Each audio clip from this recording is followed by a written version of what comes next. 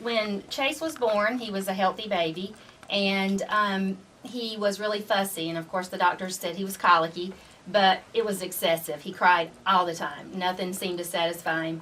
And we would take him to the pediatrician, and they just said that he had reflux. And when he was 6 months old, his eyes started doing funny things. Of course, at 6 months, he can't tell us that he's hurting, but his eyes would pull to the right.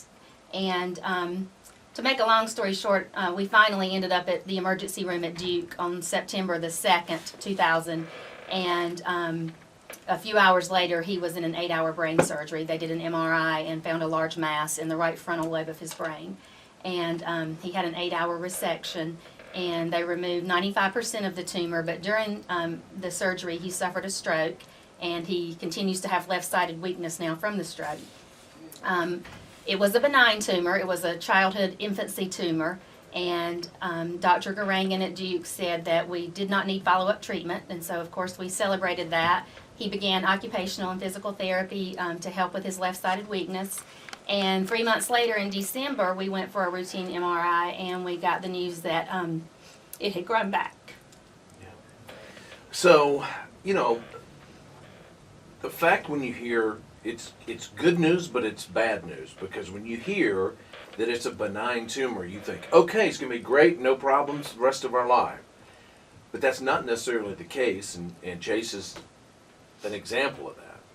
So when it grew back, and I was told when I found out about my brain tumor that they say, Bob, look, the chances that it's going to grow back can be small, but if it grows back, it's going to grow back with a vengeance. Is that what happened? That's exactly what happened. It tripled in size in 3 months, and he was 9 months old. You have to remember his age at this time. His little head was not very big, but it basically was taken up by this tumor. So it was around Christmas, and we went back in and did another 8-hour brain surgery, and they removed as much as they could. It was entwined in his optic nerve, so it was a really delicate surgery, and he now has peripheral vision issues. He can't see. He doesn't have any peripheral vision, basically. Because it was intertwined in the optic nerve. But they were able to get about 95% again. But at that point, they sent it to Johns Hopkins for another pathology, because what I didn't know is that it could change. Initially, it was benign. We assumed it would be benign again, but we were told that it could have already changed into a malignant tumor. So the waiting for that was just unbelievable, waiting to get the results. But it was still benign. We found out the week before Christmas, best Christmas present ever, that it was still benign, but the doctor did want to do chemotherapy, because even though it was benign, it was very aggressive and it would grow back. So when he was about a year old, we began chemotherapy for 13 months. The first chemo did not work. We went back in, had an MRI. It was still growing. So Dr. Garangan did another kind of chemotherapy for 13 months. At that point, I found out I was pregnant with my second son, Chandler. How did that happen?